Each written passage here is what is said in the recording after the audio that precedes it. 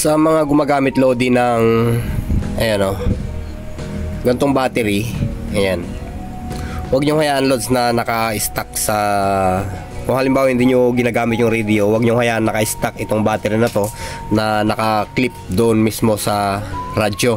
Okay, ayan o, kung napansin nyo namamasa-masa siya, ayan, yan yung katas ng battery.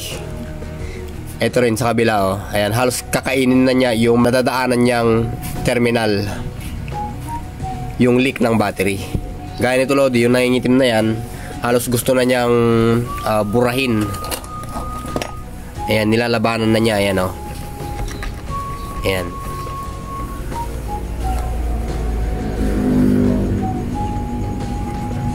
Yan yung mga sakit ng battery Lodi na nickel cad. Kumakatas, pagka kumatas na siya, ayan, talagang lahat ng madaanan niya ay talagang sira. Okay, ngayon i-check natin kung anong nangyayari sa kanya sa loob.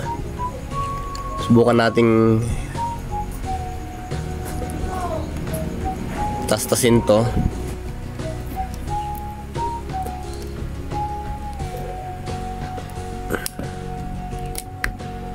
Yun, tumatalsik Lods yung mga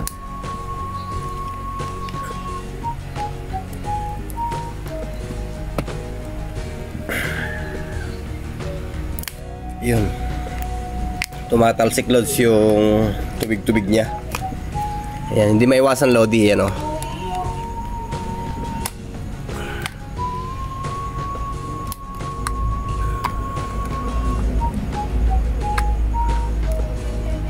Yung mga original na B8, B80, B85 o ang B85 ata, kwan na yun, lithium na ata yun. Basta yung mga B80, mga ganyan B8 karamihan, mga 2N, Alpha Tango, basta lahat ng gumagamit Lods ng gantong battery, kung hindi nyo na ginagamit yung radyo o kaya kung sira na yung kanyang battery pack, tanggalin nyo sa may radyo kung saan siya nakasingkaw.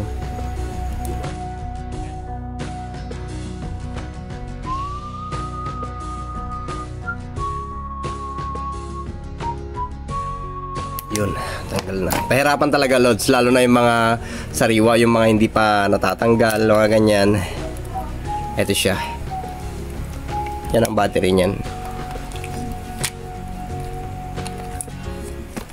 Kung makikita nyo Lodi ay basang-basa. Ayan o, nagkakatas na yung mga battery. Ayan, 1, 2, 3, 4, 5, 6, 7, 8. So 1, 8. Sabi dito ay 9.6 daw tong battery na to, yung kanyang voltahe. Pero yung kanyang ampere ay mababa, 600 lang. Okay, ayun.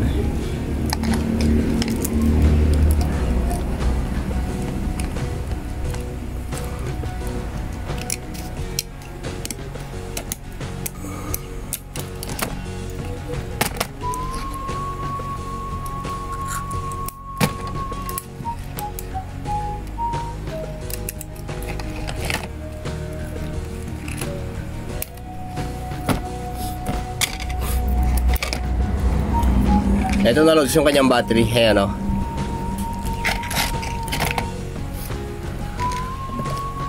Kung titignan nyo Lodi, ayan, may mga bakal-bakal yung battery na yan.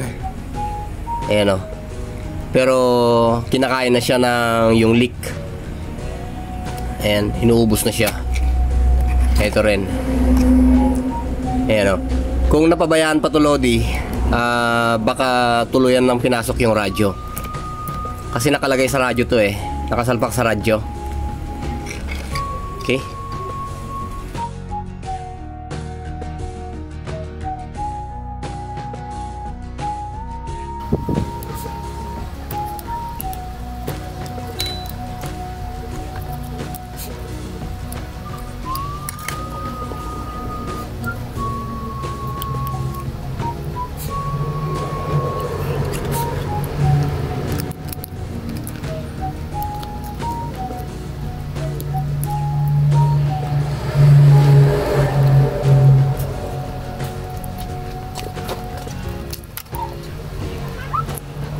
Bale, hanggang dito muna siguro, Lodi.